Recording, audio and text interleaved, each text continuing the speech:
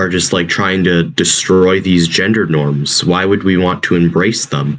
These same gender norms have created lots of oppression in societies, keeping great minds from succeeding. Why would we ever want to preserve these gender norms in the form of saying, oh, I'm trans?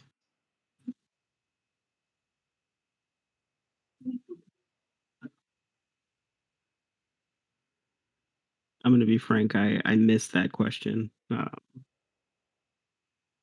But basically, it just seems to me like this whole like trans stuff is about preserving gender roles. Is this true? No, because especially if we're talking about gender affirmation, no, because again, it puts gender identity on a spectrum. So that would actually be quite the contrary. It wouldn't be preserving specific gender roles. But it would be like preserving the system of gender. I mean, acknowledging it exists still, yeah, sure. And then embracing it with these identities. Like it preserves the idea that gender exists at all to a degree because we're still engaging in the idea, but I don't. And yet everybody is saying abolish gender. Oh, sorry. I don't think that engages like the issue at all, though. It's not a question of saying, okay, we want to abolish gender. No, it's more a commentary or a movement towards people being respectful and identifying that there are individuals who don't, in fact, feel congruent with their society, with their the initial or given gender, and you're giving them a power in that space to be able to determine that for themselves. But it's not to say, oh, we should get rid of all gender. I don't think. I mean, I don't hear that commentary. I think it's just a way for people to identify themselves in that space. If I mean, this would be the first time that I'm hearing this commentary. I haven't given that idea much thought. Well, you can't say it's your first time if you said you've heard it before. Well, if you're trolling now, or I'm not trolling. I'm not trolling. All right. Sybin, that sentiment does exist. I've met a number of people who have that sentiment. Yeah. One person who you probably know, and who is a person I respect, Lord Pasta. Mm-hmm. He advocates for the annihilation of any gender. Like I said, I respect him, but that extreme does exist, and it's a thing. I don't even know if I'd call it fringe. So I guess what I'd say is the way we framed it a second ago was you don't have to press me to convince me that gender is a construct. I'll go further and I'll say biological sex is a construct. I'll say these things are categories that are useful fictions. So I guess where we're at now is I don't want people to have to use or to use my useful fictions, given that they're fictions that I find useful that others may not. I don't want other people to have to use them if they don't find them useful. And I want to be afforded the same thing. I don't think this is any more simple than that.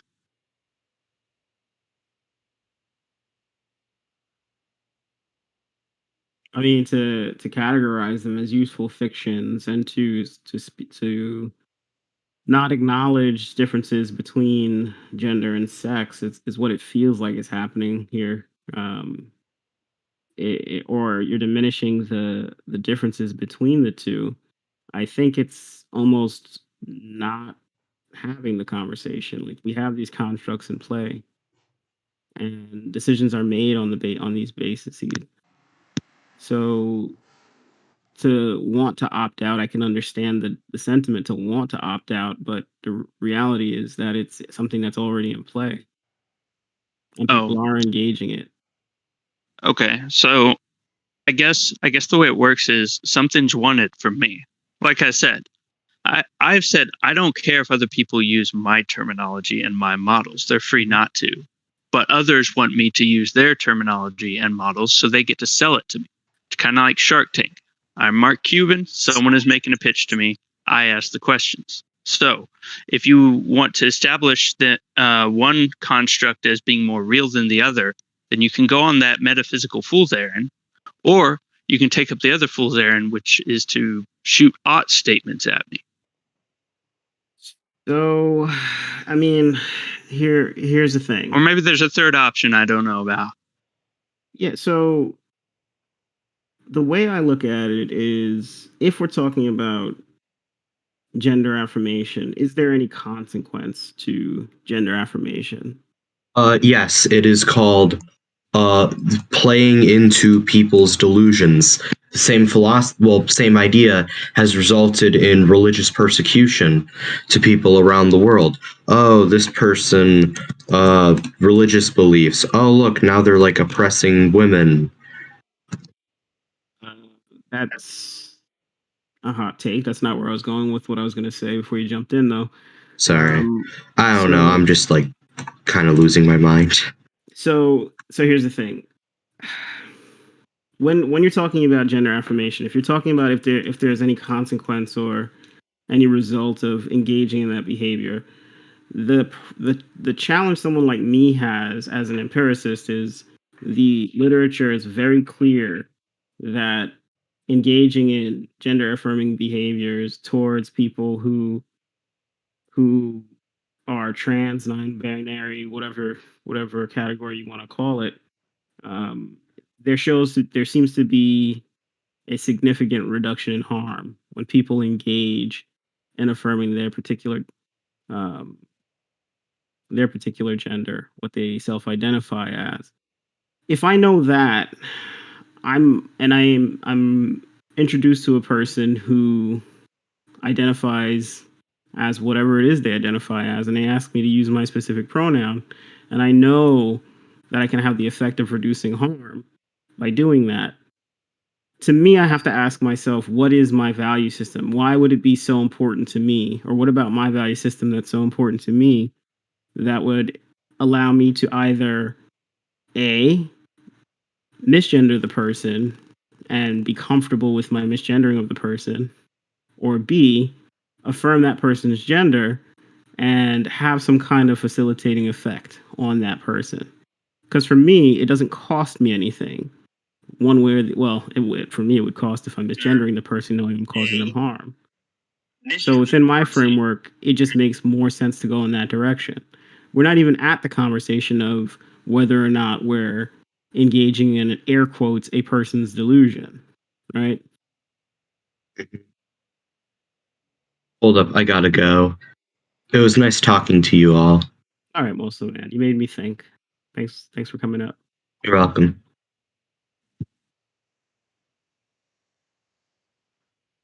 So that's the challenge for me. It's not about me being convinced about or having to believe.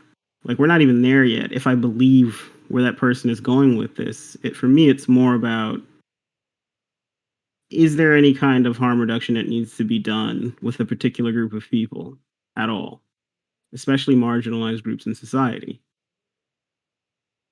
Like, that's my starting point. Yeah, I understand. And I've heard people say that let's see, we if we don't, then we are responsible for their suicide, etc., right? Well, I mean, it's the same. So to a degree, if you can make a society where, you're not creating more harm to a portion of the population that you I guess you could call at risk, then as a society, yeah, especially if it's an identifiable group, there is responsibility there. So I guess we're getting out of science, in which, you said, as an empiricist, the literature is clear, and we're starting to get into like philosophical questions of whether other people's actions affect you, and getting into that whole determinism, free will, compatibilism debacle, which to me doesn't sound like science. But we definitely want to make sure that our presumptions about those questions are not baked into what we're going to call our science either. But the science is clear. Like the science Okay. is. So will you tell me what the science is real quick? I knew I was going to have to open up some papers. So off the top And of does my it head, before pulling anything up, it really just showed that there was a positive relationship between gender affirmation and mental well-being, as opposed to groups who did not. okay? And so from this, do we assume a causal relationship or what? On science, I don't think it operates on like causality. I would assume so, because again, that would be my heuristic for understanding the data. But yeah, there'd be a strong directional correlation as to one being related to the other. See, it's my understanding we were not supposed to assume cause in such cases.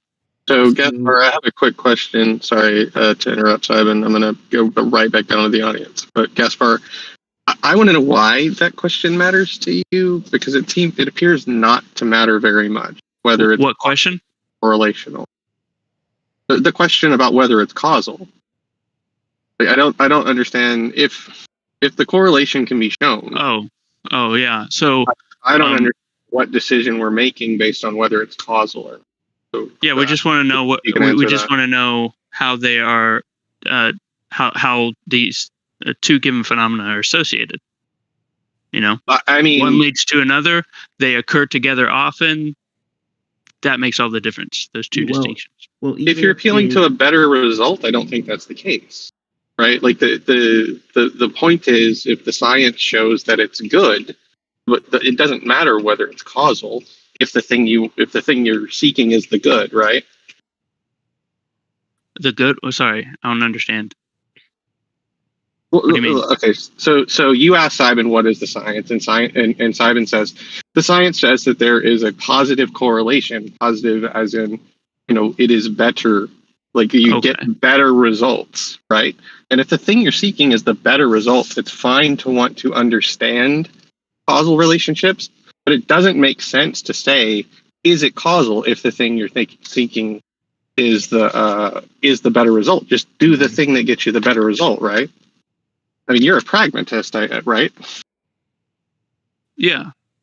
Okay, so do the thing that's pragmatic, get the good results. Worry about whether it's causal later. I don't know. To me, it's a perfectly fair question to ask how two given phenomena are associated and what we're supposed to take away from data. Because one thing I know about people who philosophize about science is they talk about scientific data and then they take it off into all these fantastic directions to where it's almost unrecognizable. So I'm not doing that. I'm doing the scientific thing, right? Okay, so the scientific thing, I guess, is so we're saying it is not.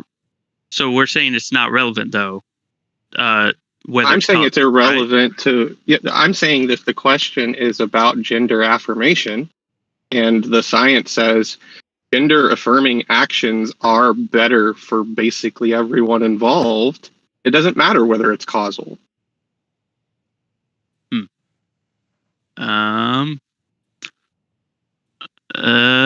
Okay. The mechanism of action is irrelevant to the result, right? If what you're looking for is the result, it's nice to understand the mechanism of action. So Beowulf, you're saying it doesn't matter if it's causal. So then it wouldn't matter to you if people didn't treat it as if it was causal then. I'm saying the question doesn't make sense in the context of the discussion, right? Like, it matters if it's causal. It matters if you can find a mechanism of action. But if the question is, about gender affirmation and a question about its utility in society, like all you need to know is the results. Like if you do the gender affirmation, the result is what matters. Simon, what was the paper? What did you say the result was? I didn't pick it up. I didn't pull it up yet. That's fine. Just what was your summary? What was your guess? On average, is a positive relationship between gender affirming behaviors and mental well-being of the subjects. Does that mean like the person doing the gender affirming or the person receiving having their gender affirmed? Receiving. Yeah, so that's definitely causal. It's definitely 100% causal that if you treat people the way they want to be treated, they have better mental health. Yes, that's 100% causal. Yeah, but in science, like when you deal with the scientific literature, you stay away from that kind of language, and you can understand why. But science is tentative, so it's always like that. But it's for the purpose of the conversation. Yeah, it's causal. Treat people nice, and it makes them feel better. Definitely. Why is that even? It shouldn't even be. Well, that's when Gaspar asked me the question. You know, I say I interpret that as being causal because that's ultimately how causal relationships work. It's not on the basis of like what's happening in reality. It's our interpretation of how these things work. So I would say it's causal, but Beowulf's response is, why is that important in the context of this conversation?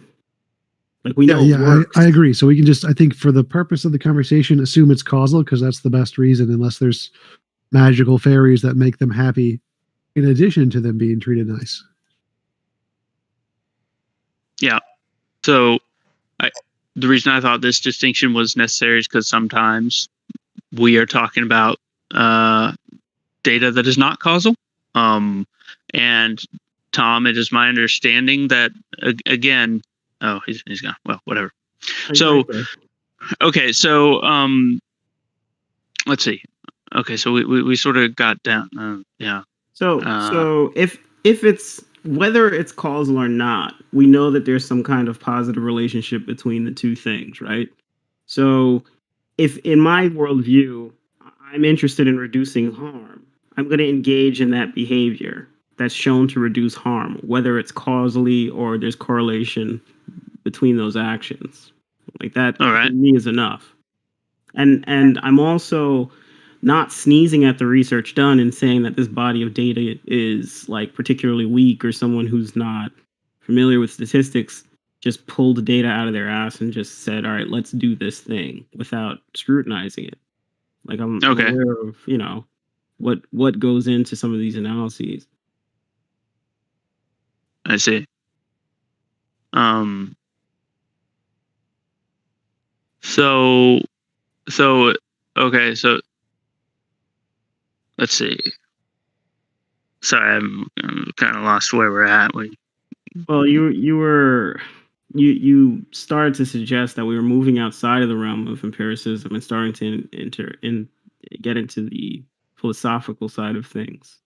Oh yeah, I think that's right. Yeah, ultimately, even if you produce this data, it's ultimately a philosophical conclusion you want me to draw. So, yeah, ultimately, we're going to circle back around and be doing philosophy. But I think the issue here, you know, your average person who is maybe, I don't know, some Ben Shapiro follower is going to argue for some gender realism, and that's not what I'm doing here. I'm saying all of these are constructs. I'm cool with people using useful fictions that I don't find useful, and so that there's now that's not enough for some people. Some people want me to adopt their their models. So I'm just saying they have to sell it. And so you've at least alluded to a science paper, you know, and this, and you know, I mean, so I've heard the bit about, oh, you know, we need to save them from committing suicide by calling them what they want. And to me, maybe, I don't know. I feel like there might be some I don't know, presuppositions baked into that. You know, if I committed suicide, I would consider that my fault. I wouldn't blame anyone else. So, I mean, that's just how I would look at it. Again, maybe other people use different models. You know, I'm not saying free will is true. I'm of the view that both free will and determinism are useful fictions and can't be substantiated or justified.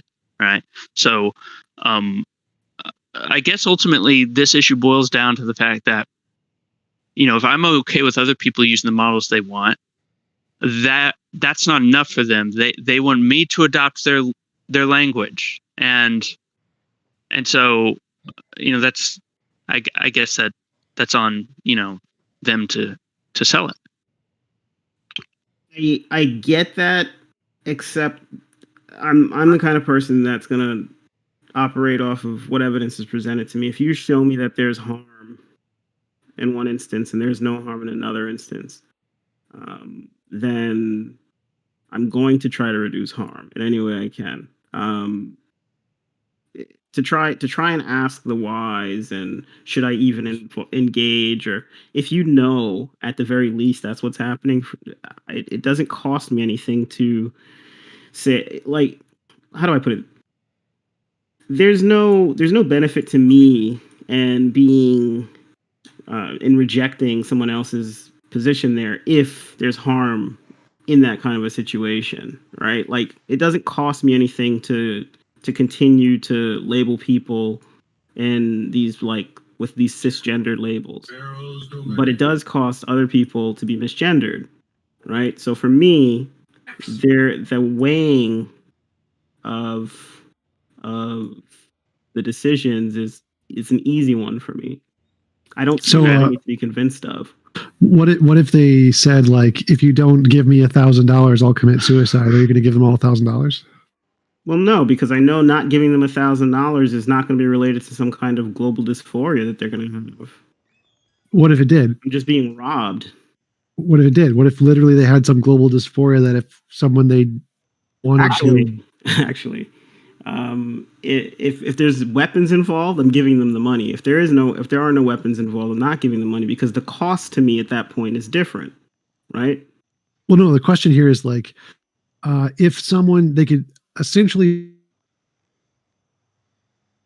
say any psychological thing that you say, like, say Christians were like, if you don't respect Jesus and God, we're going to start committing suicide. And let's suppose they genuinely were so offended that instead of, like, Muslims attacking people, they decided to commit suicide. So literally criticizing God caused people to commit suicide. Would you think we should just stop criticizing God at that point?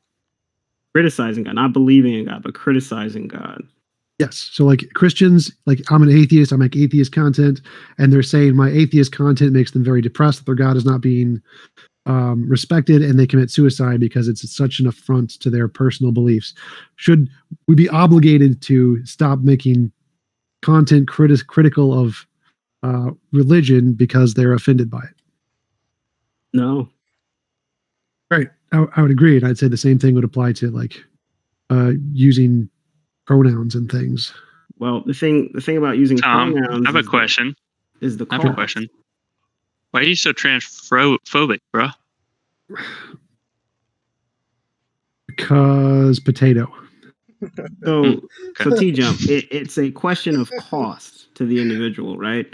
Like, you're not being asked to change your worldview. You're not even being asked to be convinced of a thing. In a social situation, if somebody says, these are my pronouns, and they're asking that you engage in good faith that you'll acknowledge those pronouns, and then you choose not to, I recognize that as just being an asshole. That's all. Because what does it cost me at that point?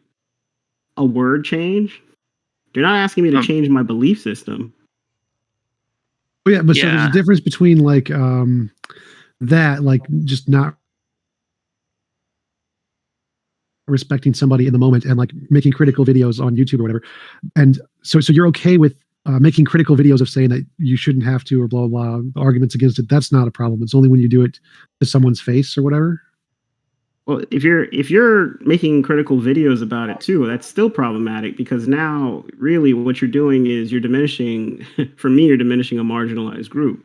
What does that afford? Okay, so how is that different than me making critical videos of Christianity there? Or Hinduism or something, like, pick a marginalized religion? I would need you to pick a marginalized religion first. Scientology? Well, I criticize all of them. I'm an atheist, so...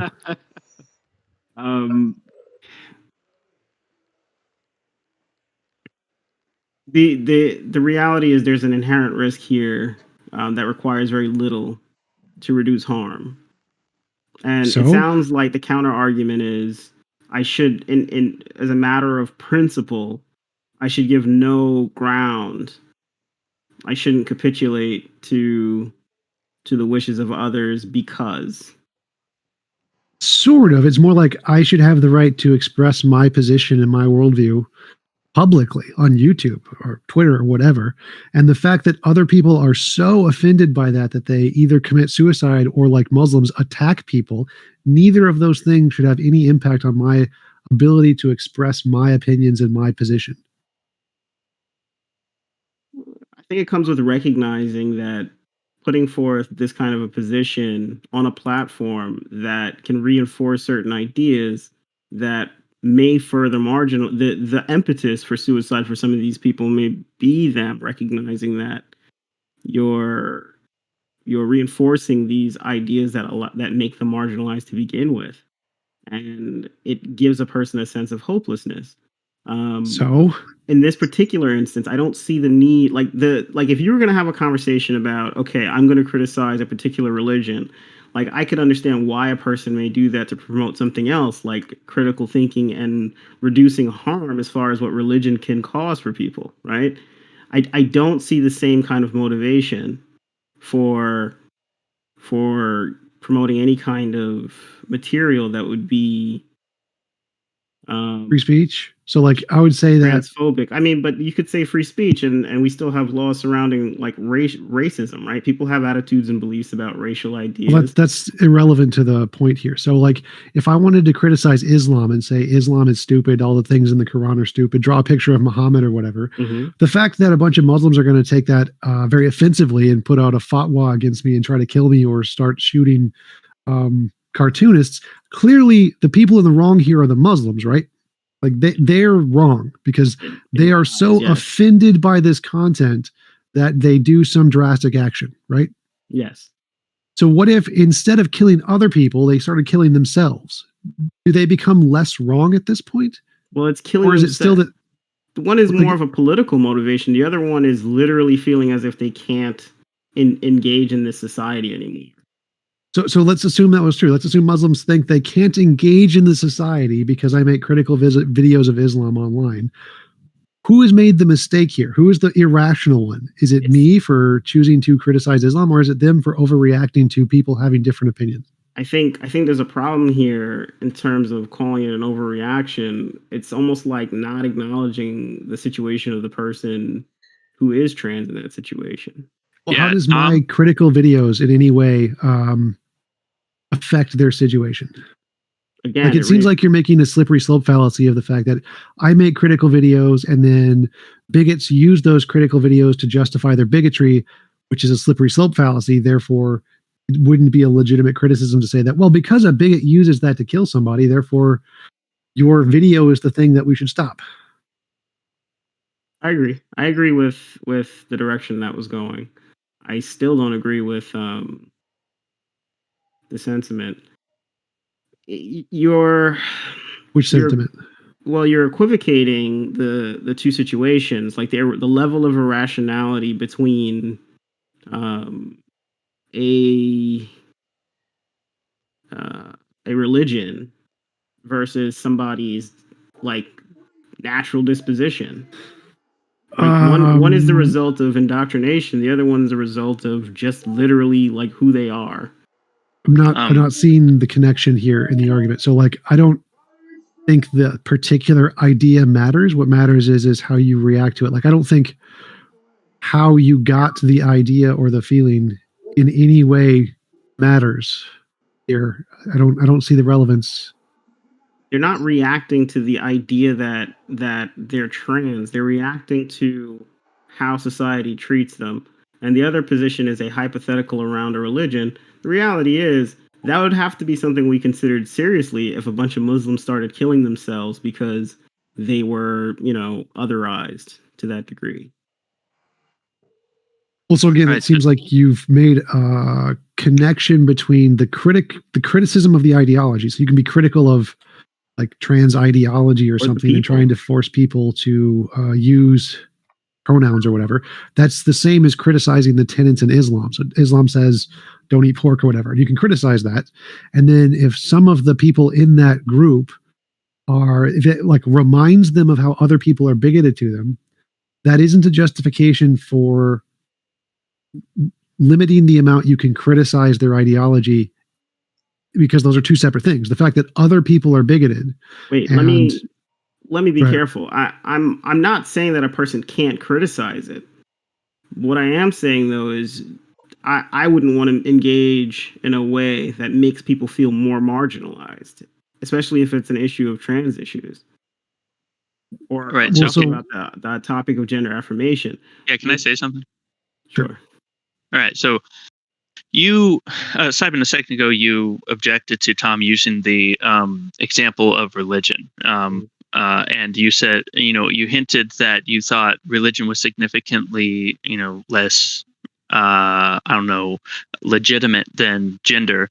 Although we just talked about a second ago how we're both on the same page about sex and gender being constructs or useful fiction. So I'm wondering if they are all useful fictions, is gender more or less fictitious than religion? Which one of those are more real than the other? Hey, this is going to be a purely subjective thing. Like, religions exist, but as far as like the veracity of the religions, they're purely fictitious. If we're going to talk about gender and the drivers of gender identity, I honestly, I think there's more unknowns there. One, and two, you're dealing with people who actually embody these issues as opposed to a narrative. Okay, so Simon, I want to say it's good that you're not actually taking up the prospect of trying to establish genders as real, okay? Because, that would be hard/impossible. The other thing is, I've heard anytime I try to ask someone in a philosophical sense, okay, well, what is gender? I usually get in one form or another, it's complicated. There's still so much we don't know. That's this, that, or the other. Like if I asked you what an atom was in a philosophical sense, like how would you respond to that? I mean, I just, I would just say an atom is, the collection of protons, neutrons, and electrons. Yeah. Right, but where's the difference between that then, like I'm not sure why we're switching domains. Oh, no. We're not switching domains. It's just that you didn't like that Tom equated religion, I'm hurting people's religious feelings. Should I change what I'm doing?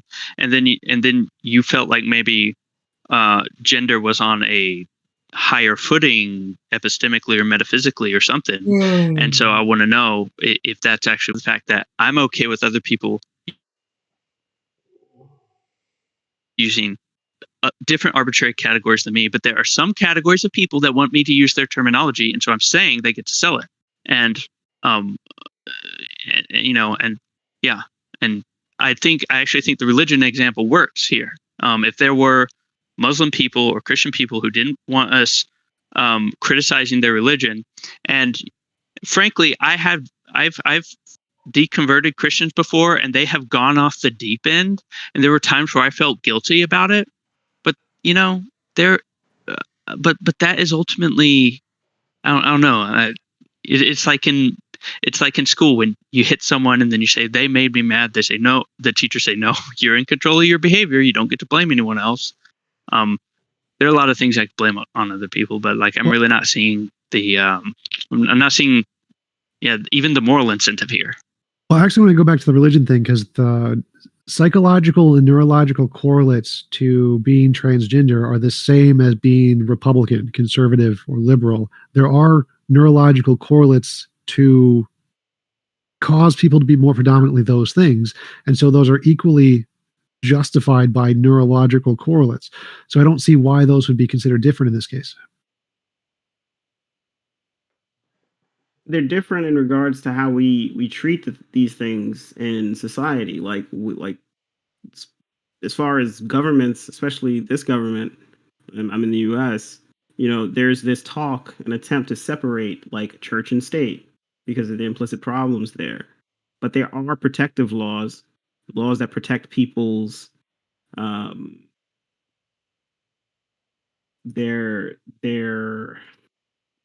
that attempts to protect their individual rights, right? Right. So like I couldn't criticize someone for being black or whatever, but that's different from criticizing like other people from trying to restrict your speech. There's like if someone's trying to pass a law that says you must accept everyone else's pronouns or whatever, it's fair to criticize that law, and it's not the same thing as criticizing skin color. So it's like it's fair to criticize conservatism because of their silly political agendas. That's not the same as saying conservatives are evil or something. So criticizing the position and the things that they want for the position is different than criticizing like a skin color or something.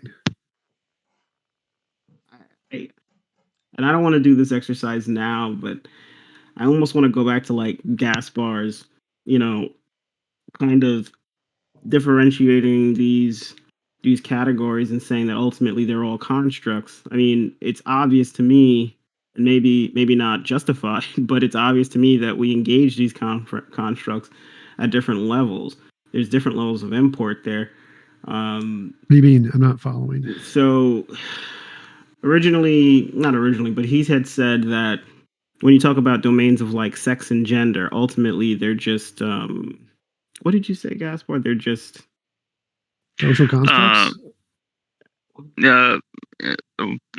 Basically, they're as far as I know, they're arbitrary categories. Right. So yeah. And I don't think, just to be clear, I don't really understand that. Like, I think biological sex is actually like a physical thing. I don't understand. Okay, Tom, I understand, and I have the same sort of intuition that you do, but when I talk to my biology friends, they always come up with all these exceptions, and they explain why it's way more complicated than that with stuff that I don't even have the prerequisite knowledge for.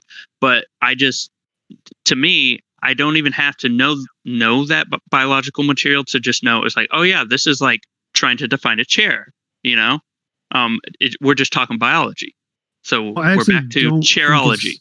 Like I can debate with those people pretty easily. There's two kinds of gametes and two kinds of sexual reproductive organs and two kinds of chromosomes that are successfully reproductive. There's only two sexes. There are definitely different combinations of those two sexes, but there's only two sexes. That one's easy. I don't have the argument to present you because I don't know what they would say, but so Tom, let's grant the category the sexes. Are you going to say that that's like a definitive category and that there aren't any other ways that we can define sex? Well, sure, we could define it in different ways, but I think the difference here is like if there's one culture of people who have used the term sex and gender synonymously to refer to biological sex. And somebody else comes along and says, no, you're not allowed to do that. You have to use this new category to refer to me in a different way. That would be like if you said, I think all people are humans. And then someone said, no, you have to call me Chinese, or no, you have to call me black, or you have to call me American. And you're just like, no, that's stupid. I'm not going to call you those things. You're a human because of how you use the words. And I see that as synonymous to what the pronouns thing is kind of doing. Because if you use he, she to refer to biological sex and somebody else says, no, you're not allowed to use those words in that way, there's nothing bigoted about that. It's not them trying to get rid of some bigotry. They're trying to change your entire dialect and how you use those words and your upbringing, which is not right. Now, clearly, if it was just words specifically invented to be bigoted, like the N-word or something, and they wanted you to stop using the N-word, perfectly legitimate. That's because the word was invented essentially to be bigoted or was used specifically in a bigoted way. But he, she aren't. Those are things that refer to a biological sex to the vast majority of people, so they're not using it in any bigoted context. And so trying to make laws against them using those words in their way is more just an infringement on their upbringing and their usage of the words, their language, which is wrong. Are the laws in place to change language, or are the laws in place to, like, when engaging an individual and they give you a preferred pronoun and you go out of your way to not engage it? If I gave you the preferred pronoun of you must call me king, master, emperor of the world, you must call me God. Like, that's it's the same thing. No, it's the same thing. Honorific. That's different. An honorific is giving you a different status. No, that literally doesn't matter. Literally doesn't matter. No. So the question here is like, how does one person use those words? So say if I went up to a Christian and said, my pronoun is God.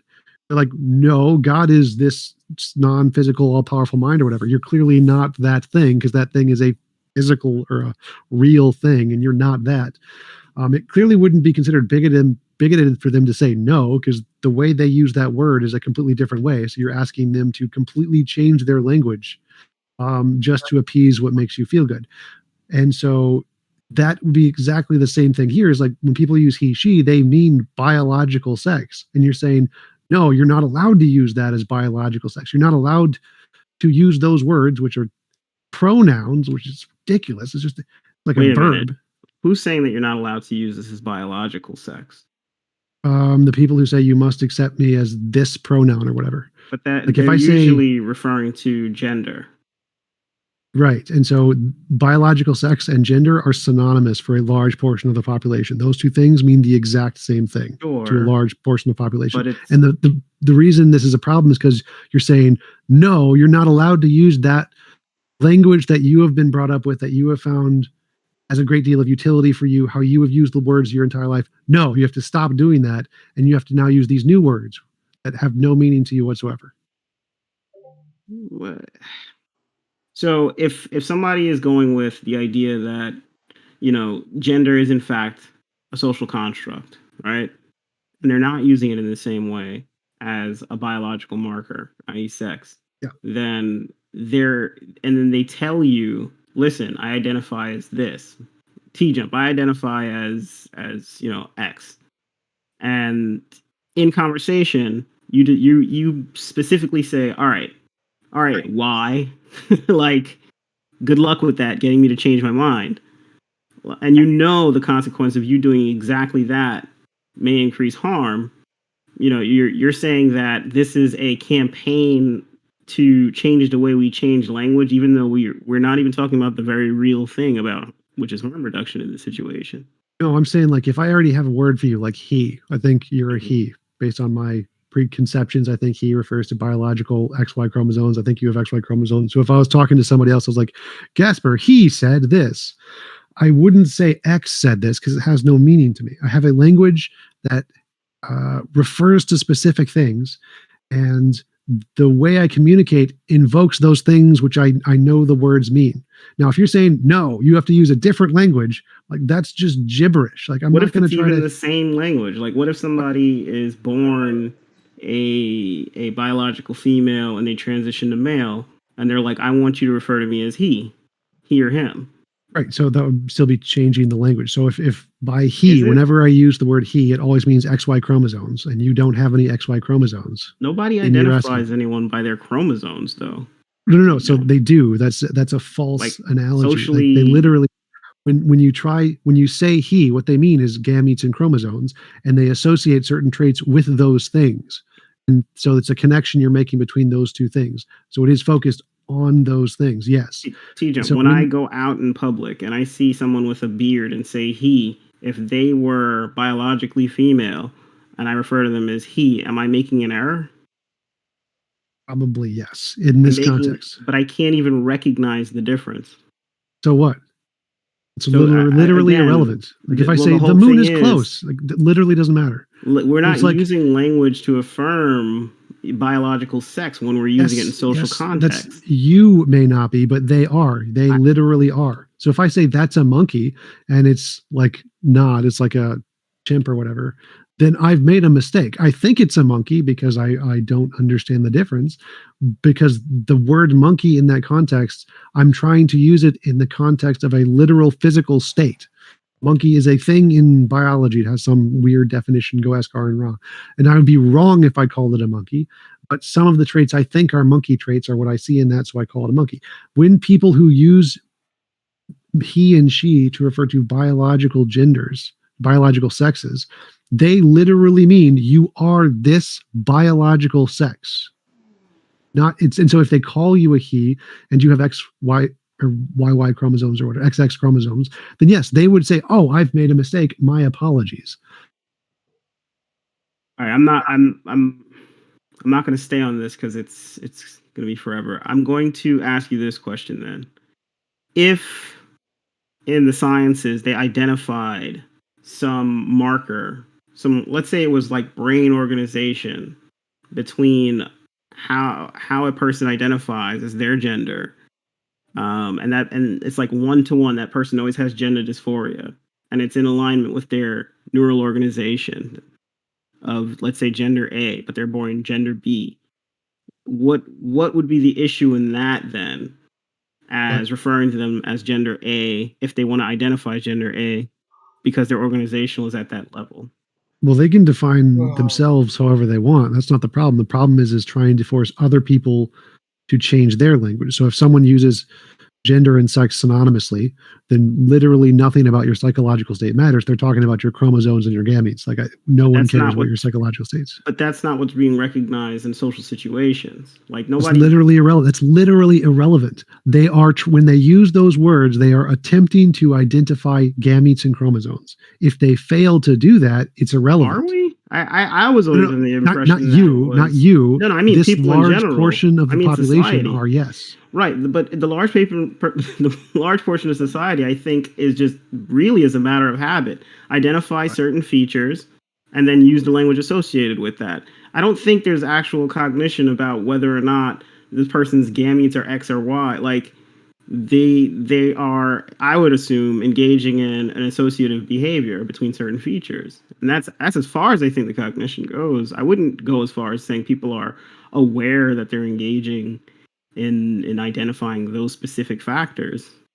I'm not sure what you mean here. So like when most people, Republicans, use the word male or he, they refer to the thing that causes that particular set of sexual organs and sexual reproductive cells that causes you to be the father or the mother, respectively, which, whether they realize it or not, are literally the chromosomes.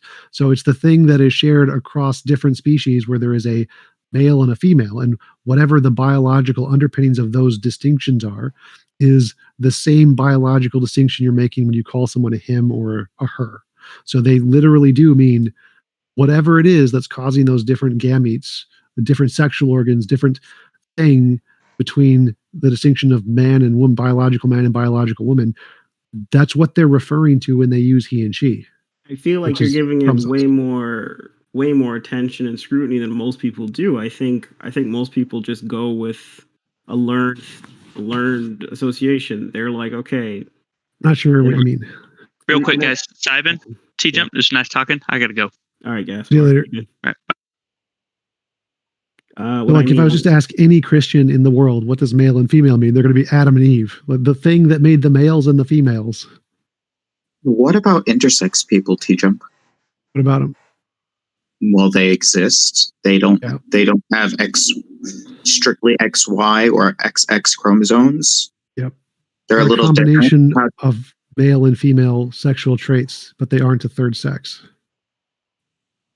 They kind of are. Like, they're definitely not male, and they're definitely not fully female. They're a combination of male and female. They're just a combination of two pre-existing things. They're not a third thing. It's like a penguin is a combination of black and white. It is not a third color. But it's not black and it's not white. Right, it's a combination of black and white. So there's still only two colors, black and white. To be a third color, you're going to need a third color, not just to combine the other two. So how do we refer to intersex people? Combination of male and female parts.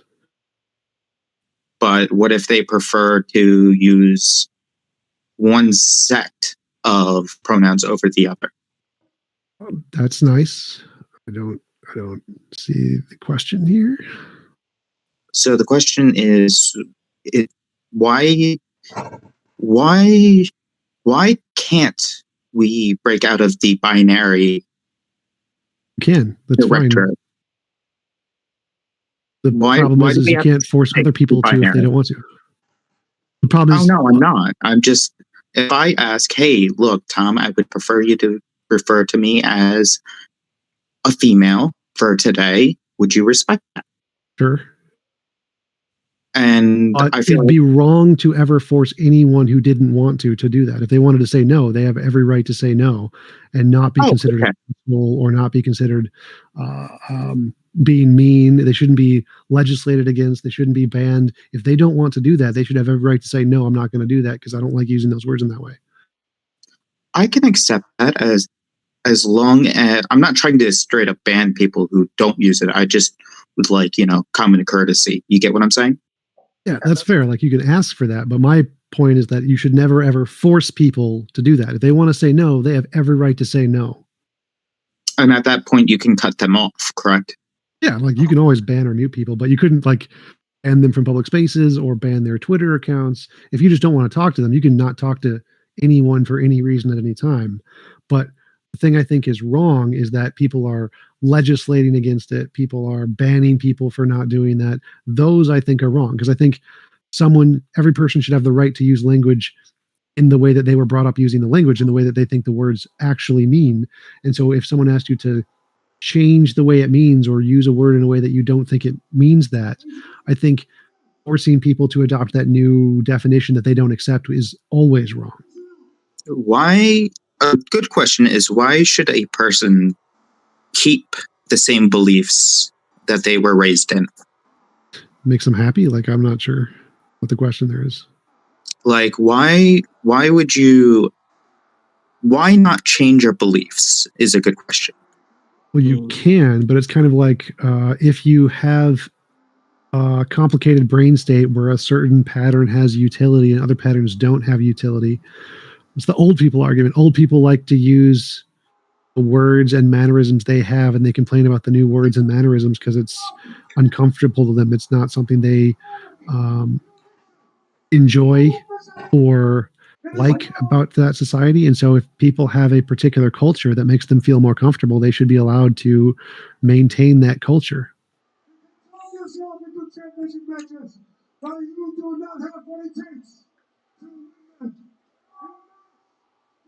If that culture, so this is going to keep going back to the harm reduction thing.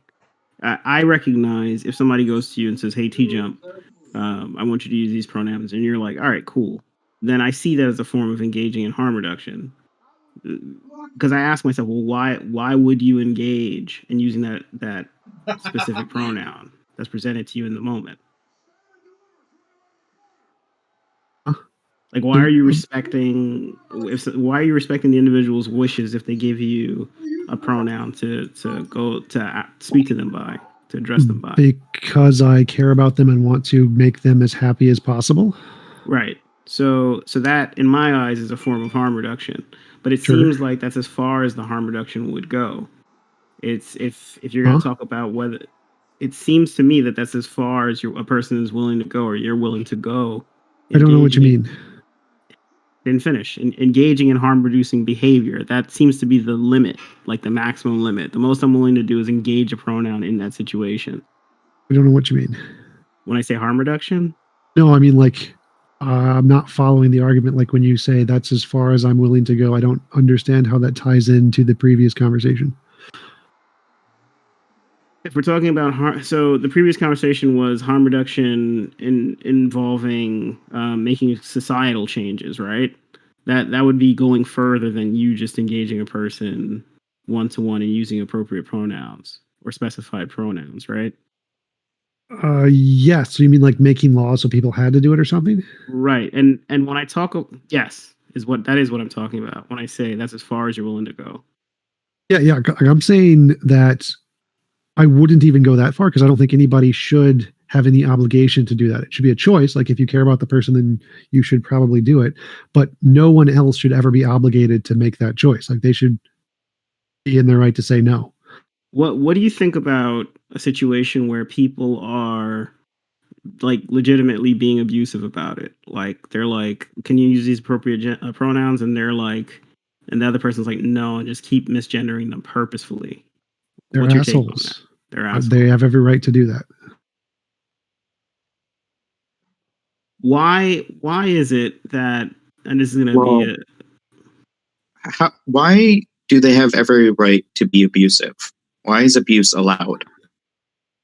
Well, verbal abuse, because you should be able to like mute them or walk away, as long as they're not an employer. If they're an employer or something and you can't voluntarily mute them on Twitter, then it would be illegal. But if it's just using words that we already know don't have an inherently bigoted meaning, like he or she or whatever, in a way that you simply don't like them, that would be like using the word God in a way you don't like, or drawing a picture of Muhammad. Like the fact that you don't like it or it doesn't make you feel good doesn't mean that I don't have the right to do it.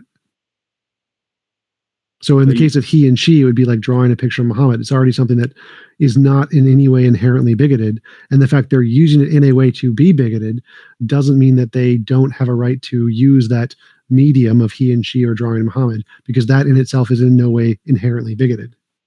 I'm going to use the next obvious question, which is, do you think that these rules should extend to the workplace about affirming people's pronouns? Probably no. If they're specifically like, if they're just doing it to not be bigoted and just doing it by habit, then that would be fine. But if they're specifically being bigoted, then no, that would not be allowed in the workplace. And would see, when I hear this, when I see people saying they want to be referred to as a specific pronoun and they present that to you in the moment, I think about something like someone using the N-word for Black people, right?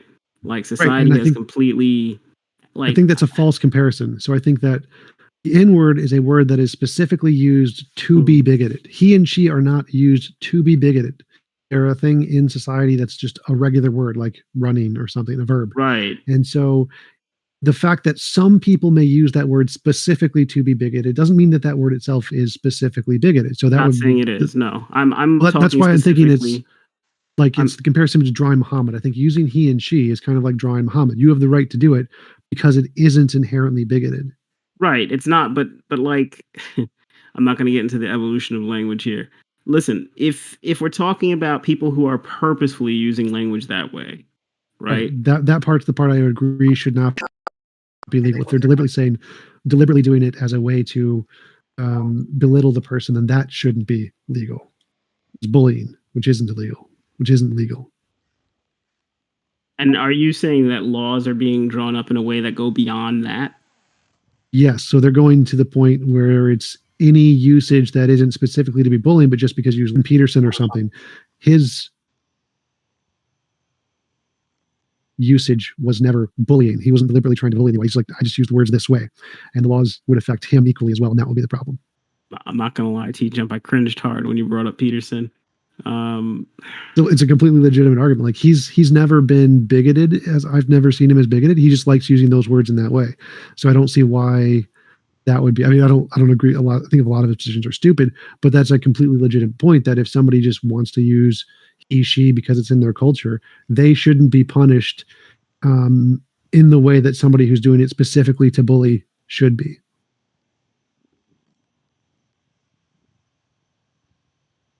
Would you disagree with that?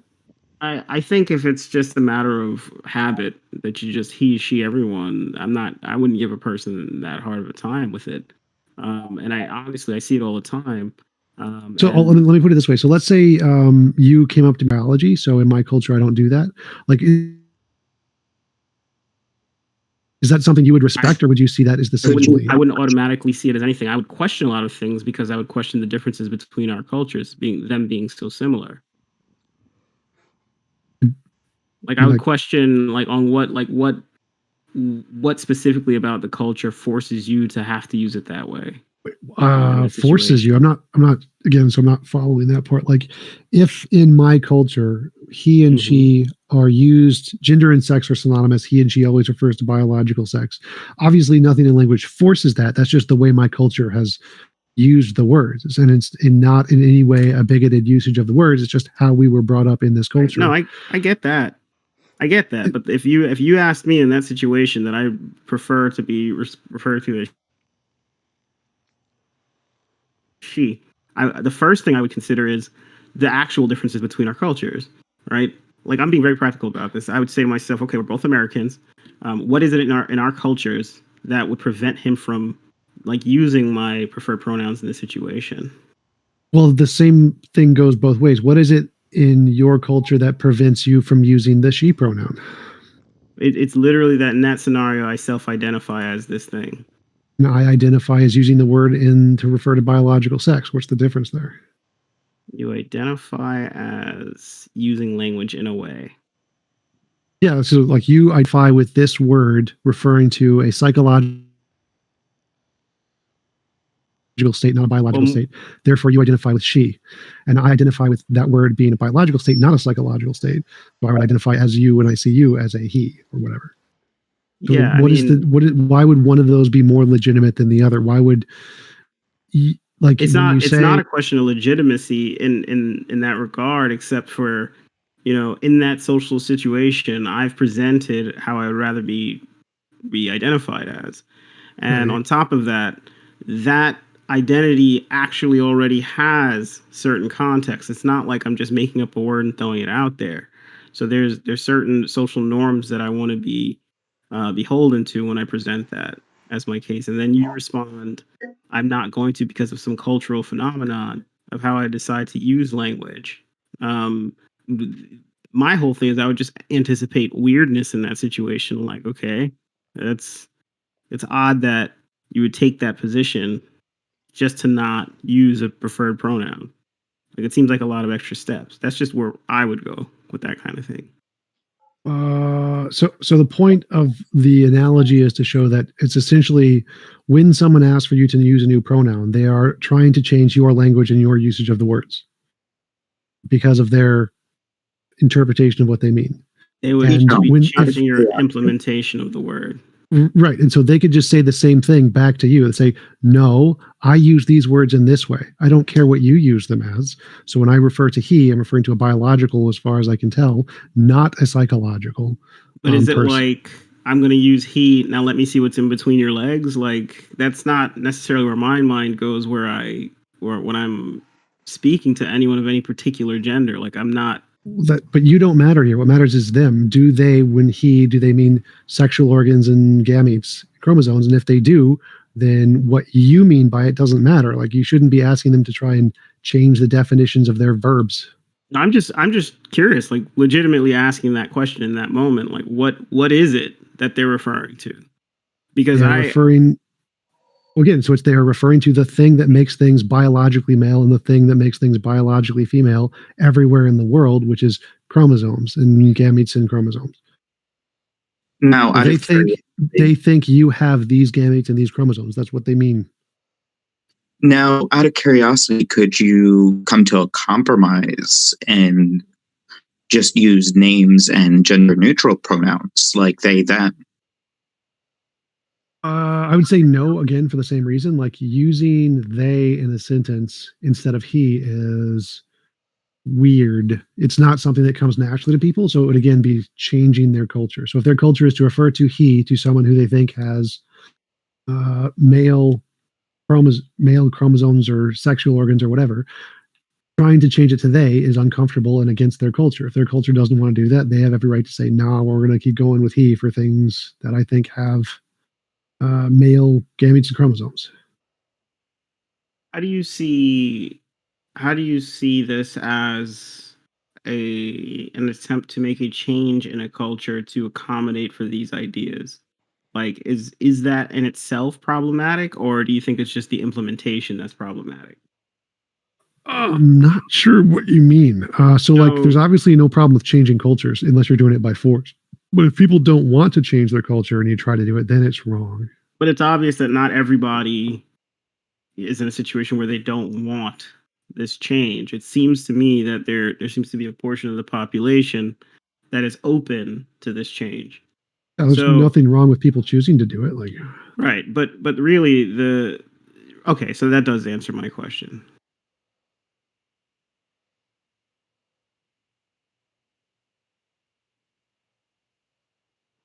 Banned from PNR.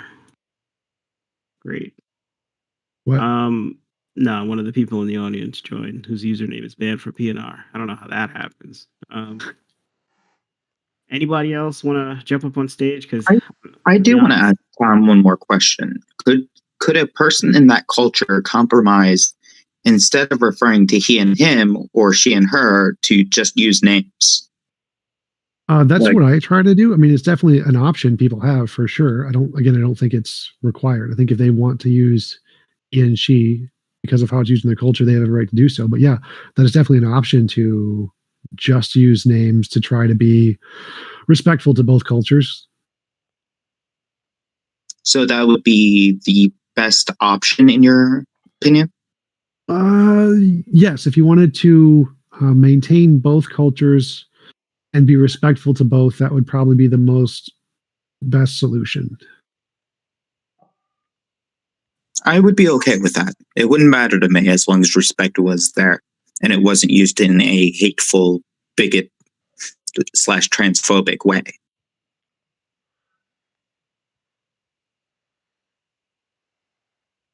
That was my only question. I appreciated it, T-Jump. It's nice talking to you again. Nice talking to you too. Did you ever make that thing you said you were going to make? Axiom, I think that was directed to you. No, Axiom said he was going to make something and send me a link, I think. Yeah, so I did make the model. I'm still working on the revision. But as of right now, it's still a work in progress. And the channel I was going to debut it on has the person that was hosting me has had to actually reschedule a few times. They're really busy recently. Gotcha. They got a few big projects, so I haven't been able to debut it. Gotcha. And I haven't been able to provide any links yet. But I do have a part. I haven't finished the revision, but I do have some of the revision somewhat done. I'll send you what I have. Nice. All right. Wheels, what's up? Your Valheim was not as important as this. I feel it's still important. I'm still doing it. I'm just whacking away at copper deposits. Just looking for clarification on something T-Jump said earlier. Before chromosomes were understood, before DNA was even discovered, what were people referring to? And they were commonly referring to everybody uniformly as a gender. The same thing. So they were referring to the thing that makes the similarities between us, our male and female biological sense, and monkeys and other biological sense. So even though they didn't know what was causing that, they were referring to whatever the underlying mechanism causing the difference between biological male and biological female in all the different species that they see it was, which happens to be chromosomes. You think everyone had that same uniform understanding that that's what they were referring to? They had the same conception of that, more or less? Yes, that is essentially the way it's been used throughout most of human history in the world. No, but I mean the individual perceptions of the different people. They were referring to more or less the same thing when they were categorizing people as male or female? Yes, all throughout the world. That's usually when those words throughout most of history, if you just go down all of the Latin to feminine and masculine, they were all synonyms. There was no gender. There was no separate category. It was all biological sex or sexual reproduction related way before any genes came involved.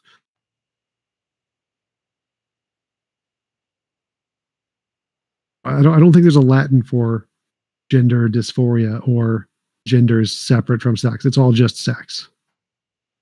Yeah, I'm trying to figure out so basically there's an absence. We would just say that there's a kind of a rudimentary knowledge, right? And someone is doesn't have a robust understanding. They're not walking around with a robust understanding of intersex conditions like testicular feminization. Someone would look completely phenotypically female and be XY. They have no understanding of that, right? And it seems like there's a little hint of a justification occurring due to the lack of understanding. Saying because it's been used this way in the past, with an absence of understanding of the actual genetic basis of it, therefore that is what is intended always, uniformly. I'm not sure what you mean. So even all of those things are still just a combination of male and female. So none of those are in any way different. So a urogenital sinus tract defect, for example, where it's just a complete fusion. That still would just a combination of male and female. So there's not a third sex there. Okay. That's an interesting take. Penguins are black and white. They're not a third color. It's just combining male and female in different ways is still just male and female. You still get the same gamete. You're not there's not a third gamete there. It's just you get one of the two gametes of the male gametes and the female gametes. And you think it just uniformly actually, I'll just stop. Never mind. Well, it's not uniform. There's obviously a very small percentage of the population who are combinations, but those combinations are still just combinations of the two things. There's not a third thing there. There's not a third sex. It's just a combination of the other two sexes. There are some species that do have three sexes. We're not one of them. Yeah, I don't want to be a dick. I'll just back off. Come on, Wheels. Well, I'm happy to have that debate because I've had it before and I know how it works and I know that there aren't three sexes. there's two sexes and combinations of the two sexes. Yeah, I'd be curious where you drew the line on that. Because if you're going to call someone, if you're going to discreetly call the line, this person categorizes as female and this person categorizes as male, at what point of like a Mullerian duct anomaly would they categorize as male versus female? You know what I mean? At what point of anything to do with my position, because my position isn't that like where we specifically categorize anybody. That doesn't matter. What matters is like when these genes reproduce in a new organism, what are they going to create? Like there's only two combinations of things. Like you're going to get a male or a female or some combination of the two. If you take all the possible combinations of the genes, essentially, you're never going to get a third sex. There's no third kind of sexual organ. There's no third kind of reproductive cell. It's all just going to be a combination of those two. Like obviously there's going to be some weird combinations, but there's no third thing that you can get.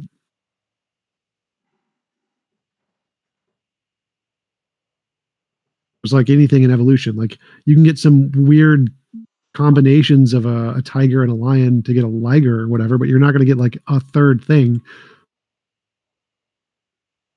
you see any hint of like a categorization issue? Like we're intentionally blocking these things into two categories just because there's some implicit basis for it, because there's like some historical basis for it? No, I think this is a physical basis. So there's a reality basis, which is, in fact, in our biology, there are two kinds of sexual reproductive organs, and that's just a physical fact. And words are referred to that physical fact. Now, if there was a third kind of sexual organ, then there could be a third kind of a sex. There isn't. Just combining the other two doesn't make a third sex. And I don't think we're like, there's definitely an identity problem with everything. Like, everything has degrees and variations for the most part, but I don't see that as an issue here. Like there's still only two sides to the spectrum, and you're just somewhere in between those two sides, combinations of those two sides. There's no third side of the spectrum.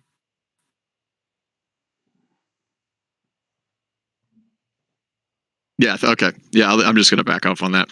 Good talking.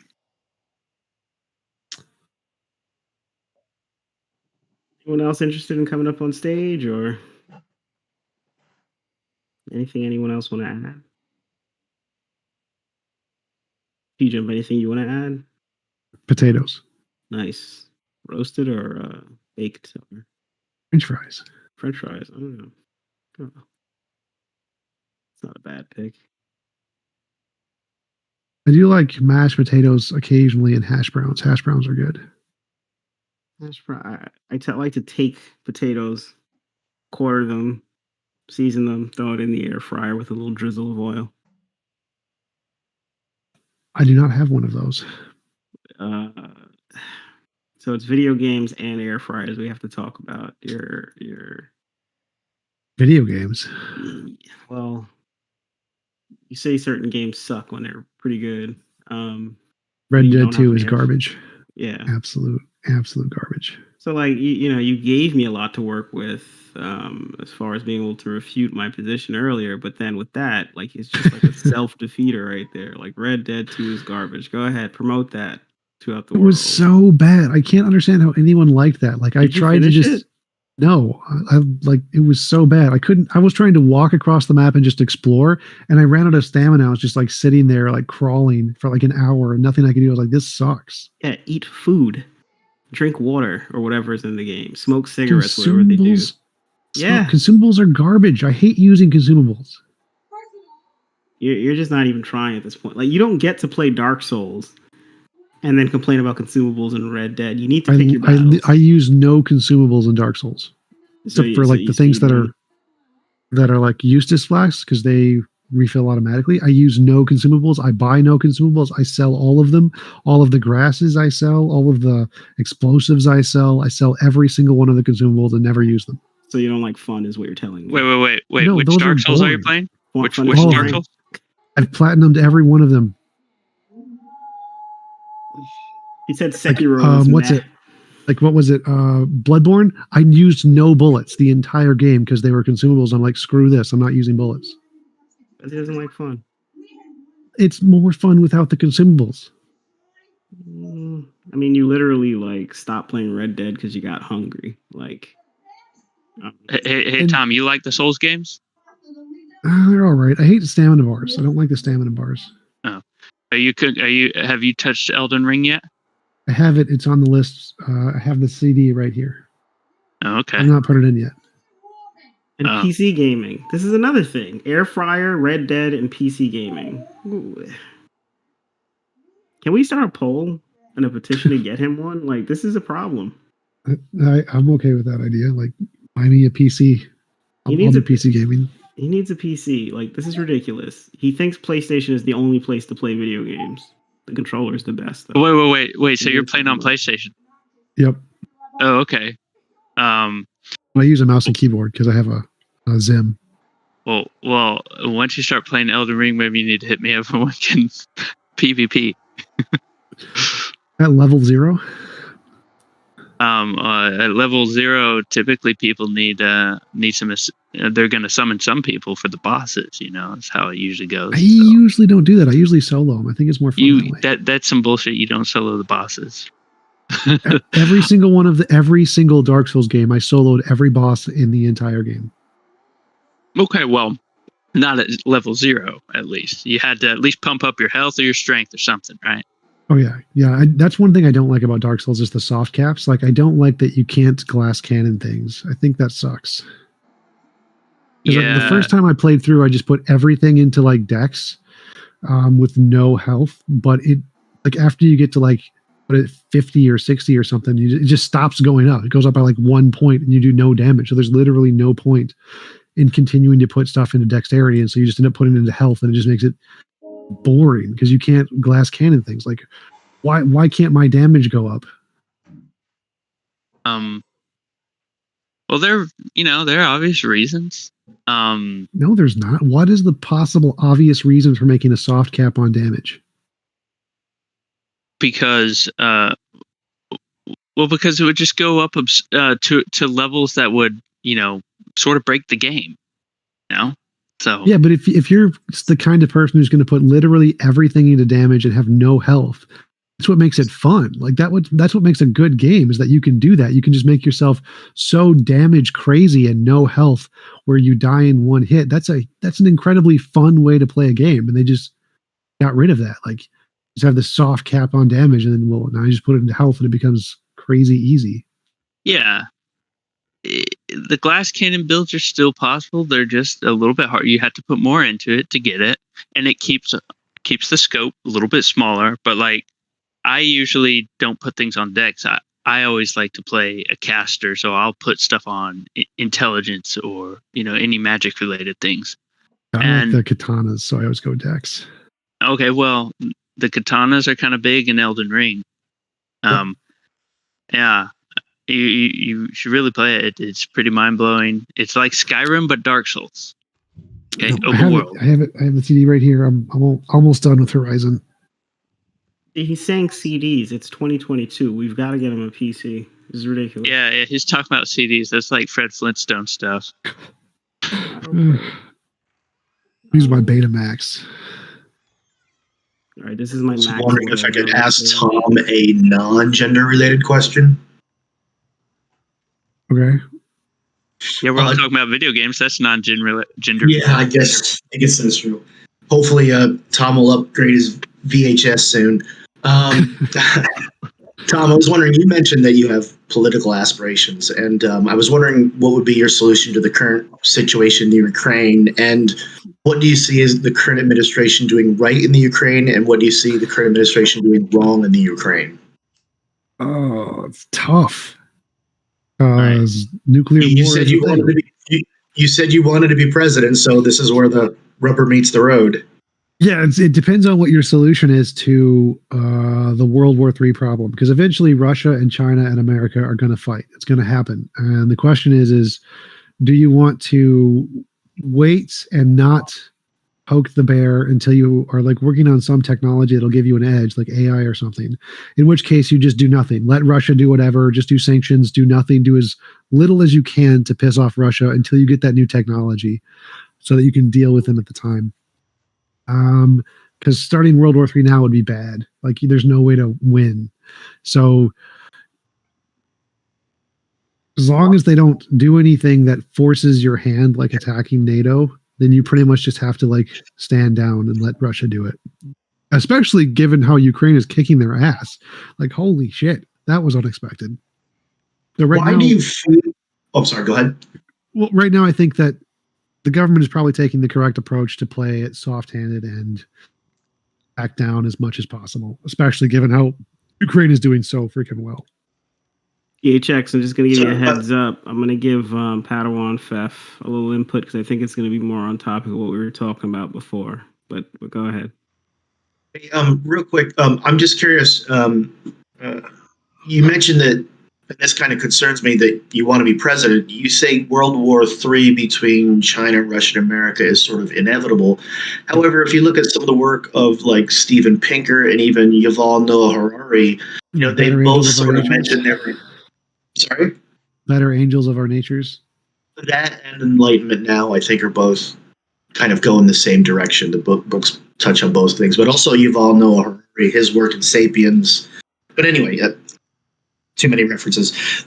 These individuals have kind of shown that we seem to be getting away from, except for these occasional blips, we seem to be getting away from war. And it kind of concerns me that as a potential future president, I may or may now not vote for you. You're kind of already planning on a World War III that may not be survivable. So it's inevitable given infinite amount of time, not like inevitable in the next presidency or something. So like, I don't think like I would have to plan for war, but definitely America, Russia, and China don't get along. China is expanding with the Belt and Road Initiative, and they're using a debt trap to take over essentially most of the west side or the east side of the planet, and they're going to expand that power and start to infringe on Western and Indian interests, which they aren't going to like, because China's not just going to stop expanding, and that's going to get into World War III eventually. I don't know. That's not like maybe the next 500 years. It's not like necessarily soon, but there's definitely major conflicts between the way China is operating and the way the rest of the democratic world is operating. And those are not things that we're going to agree upon. Now, I agree that Steven Pinker's work, and I've only read some of Sapiens. I didn't like that one as much. He was like trilogy that he made, whatever it was. But it's Sapiens, Homo Deus, and 21 Lessons for the 21st Century. Yep. And so even though I agree that we're having more peace for longer and we will continue to have more peace for longer, we will have wars, but they will be shorter and deadlier. And the big concern here is China's Belt and Road Initiative and how they are expanding significantly far and taking over economically and military bases and air bases and shipping ports by using this debt trap method in Africa. And they're doing it extremely well. It's a very good method. They are literally conquering Africa economically. This is a problem that NATO and the West is not going to just allow to happen. So there's going to be a war unless China stops, and it's not going to stop most likely. So yeah, there's probably going to be a war at some point, but the question is should you activate it now? And probably not. That would be a terrible idea. So there's not really anything you can do about it. So I'd like to, if I could, I'll send you a message or an email. There's actually Bloomberg did it, of all groups, and it was about the myth of China's debt trap, that it's actually not what a lot of people perceive it to be. And as for Chinese expansionism, so except for one place, there's no bases outside of China. So when people say China's expansionist, I'm not exactly sure I understand this. And if you look at some of the works of, forgive me, I can't remember the author right now, but there's a good book called Has China Won? There's also another one, The Future is Asian. You don't really see China as an expansionist nation anywhere in history. And even today, they haven't left what they've perceived as China. All right, THX, I want to reel it back in because we've got some people. My apologies. I'm sorry. My bad. I thought we were having a good back and forth. No, I know. You could post it in stage 1 chatter. I'm sure he'll respond to it. And if it lulls again, I'll bring you back up. Yeah, I just want to say that I agree there's no Chinese military bases, but they don't need any military bases. They're using economic bases. Like they've used their debt traps in Africa to take airports, to take train stations, to take shipping ports that they now de facto own. And that method is giving them control over Africa by ownership of capitalistic means, not military means. And that's the more modern way to do war without the military. The military bases are not going to be very effective here. Their capitalistic means are being extremely effective. They still have a crap economy for lots of reasons, but this is working really well for them. The Belt and Road Initiative is working really well for them. I just wanted to say thank you, and you still have my vote. Thank you. All right, Fef, you wanted to say something?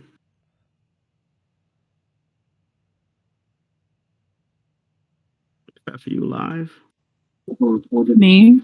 There it is. Hey, what's up? Hey, Simon. Hello, Tijan. Hello, Frank. Hello, everybody. Hello. Good day. Whoa. So, I've seen the topic, and I was slightly interested in it, and I was encouraged by a friend to come up and talk about it. Okay, just want to give you a heads up. You're fading in and out a little bit though on the mic. Soft spoken. Okay. There it is. I'm not whispering. This is just how I talk. Okay, sorry. I'm not whispering. Okay. Cheers.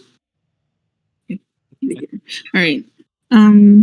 So I wasn't here for the full discussion or beforehand. I know I heard Axiom talking, but I don't remember what your stance was on it. Was it T-Jump? What's your guys' stance on it in general? Me, in short, I'm all about reducing harm. So if there's any data to support that engaging in gender affirmation behaviors reduces harm, then I'm for it. That's me. That's it. And then T-Jump, I guess that's all you. Yeah, my position is that it's wrong to force people who use he and she to refer to sex and gender synonymously to change their cultural usage of the language if they don't want to.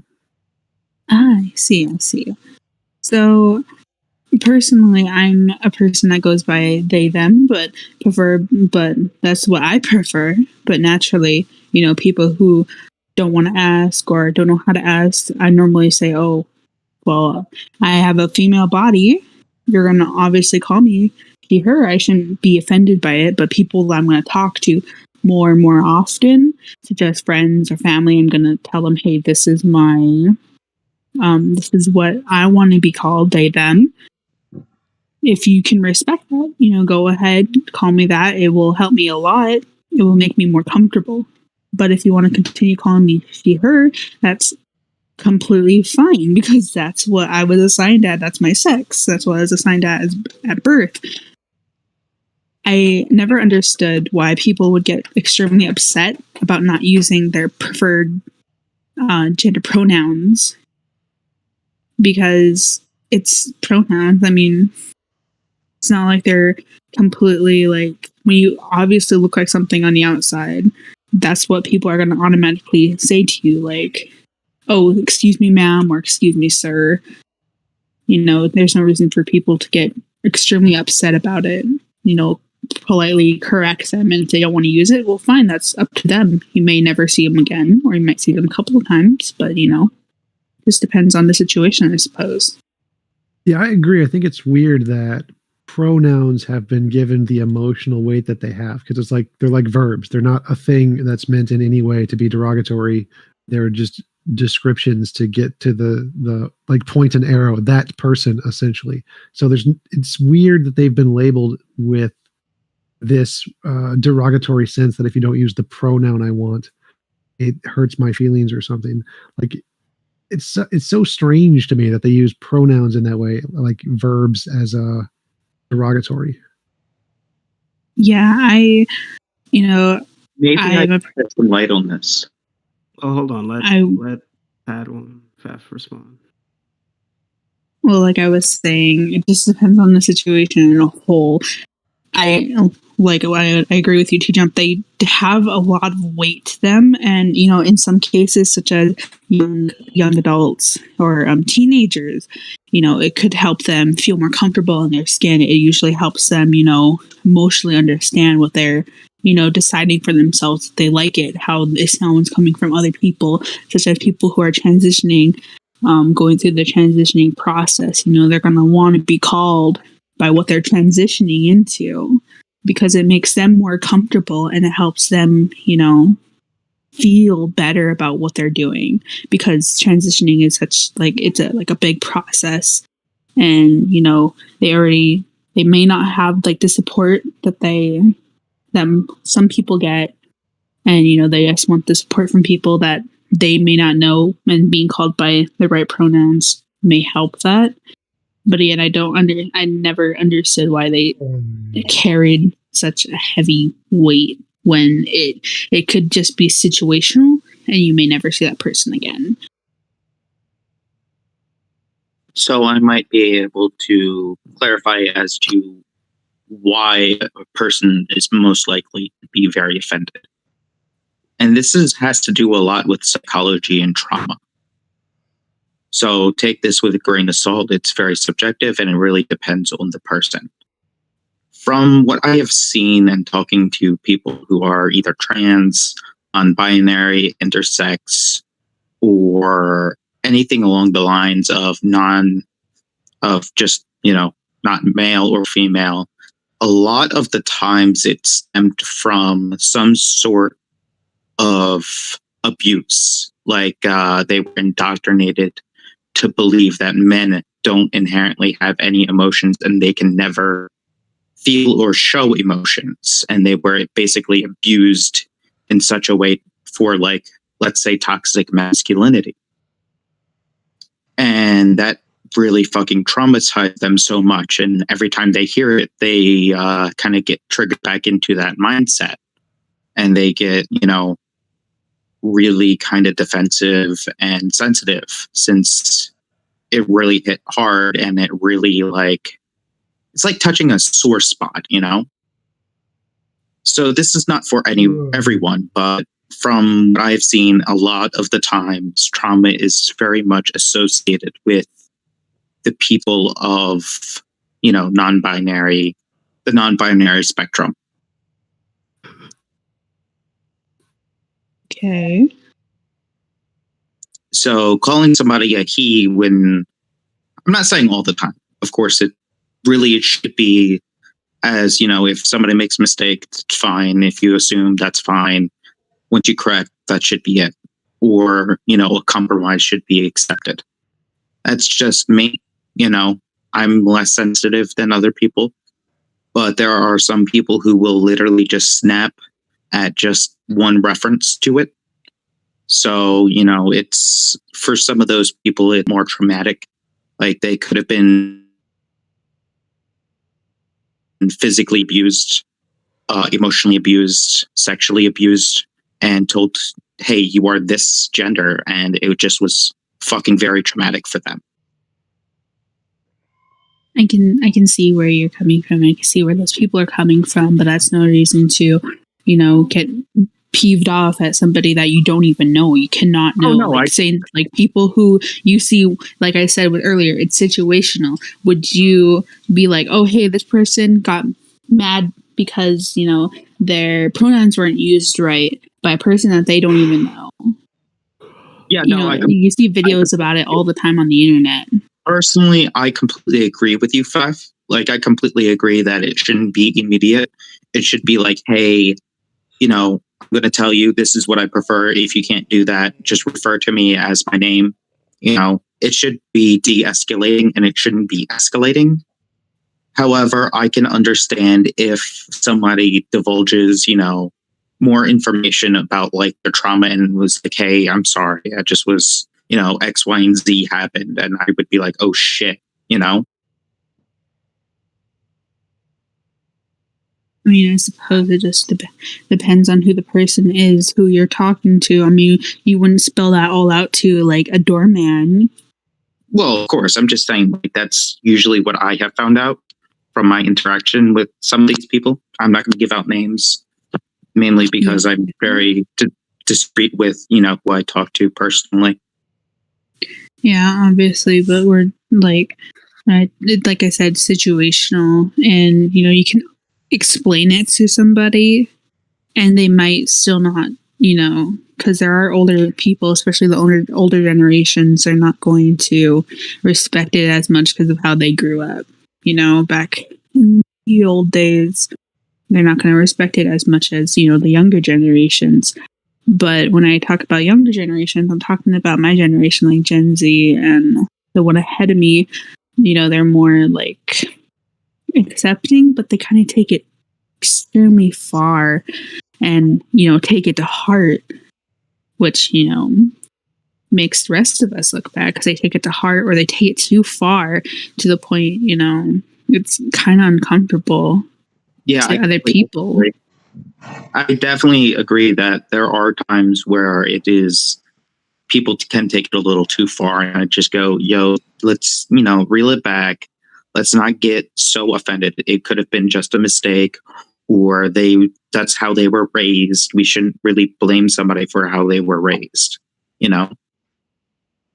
Yeah, I know that people would be like, well, they've been here the whole time. They've been alive this whole time, just dumb shit like that. Well, yeah, they've been alive for a long time, but it doesn't mean that they're going to change their entire personality, all their thoughts, just so, you will feel comfortable. I mean, you may never see this one doorman ever again. And, you just told him, well, hey, and gets mad at him and says, well, hey, I'm actually him, just getting upset for no apparent reason. That's why when you see like these internet videos about, a transitioning person getting upset because, someone didn't use their correct pronoun.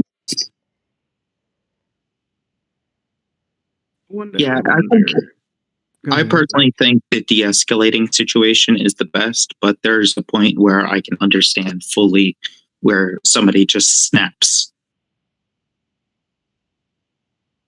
When all else fails and you try to leave and you just can't bring yourself to it, or just can't like distance yourself from the conversation. I can fully understand why some people snap. I can totally I can relate to the being traumatized by something and being reminded of that trauma and how bad it feels. But when I feel that, I don't think it's the person's fault who I'm talking to. Like if they bring up something that I'm really sensitive about, I don't think they're an asshole for bringing it up. I don't think like, oh, you're like deliberately doing something to trigger me. I think they just don't see that word or idea as a sensitive topic. It's just something that's every day for them. And so to me, I mean, I'm definitely okay with saying I can't talk about that because it's uncomfortable for me, but I wouldn't like try to force them to stop. I wouldn't be like, you must not use this word ever again. Yeah, no, I can definitely, I usually like to play devil's advocate a little bit, Tom. So I kind of try to give thoughts to people who I feel are in this position. So I can definitely understand to a point where, hey, I told you a few times. At that point, you should either, distance yourself, or if worst case scenario, I would completely understand if you snapped. But I definitely do not agree with anybody who just snaps right off the bat. It should definitely be either, hey, that's really traumatic, when I get called a he, and I would prefer it if you just used my name at least, or if you could use my preferred pronouns when we have a conversation. I feel like that would be better when we just use just names. Or gender neutral pronouns, I mean, I can see where you're coming from, but it's not always going to be able to happen. I mean, people are going to listen to, our voices, and then automatically the first thing that pops in their head is, oh, that's a female and that's a male, or this is, they're going to listen to us or see how we look, and they're automatically going to assume and say, Yeah, I know. Personally, I don't really care one way or the other. And when it does bother me, I'll make the correction, be like, hey, this is what I prefer. I hope you can respect that. If not, can you just please refer to my name? So I'm more kind of like lenient about it, but I can definitely understand where some people can come in, especially if it's a very recent trauma. When it comes to more fresher traumas, people are more likely to snap like immediately. So let's just say you recently had an abusive altercation with your parents, and they verbally abused you about your gender. And you go out and somebody calls you that gender that you don't agree with, and you just snap because you just had a really fucking traumatic experience. So I can definitely understand that, but that's very subjective. I personally say you should always, innocent until proven guilty, Sorry for interrupting. I just wanted to make my point clear. No, you didn't. You didn't.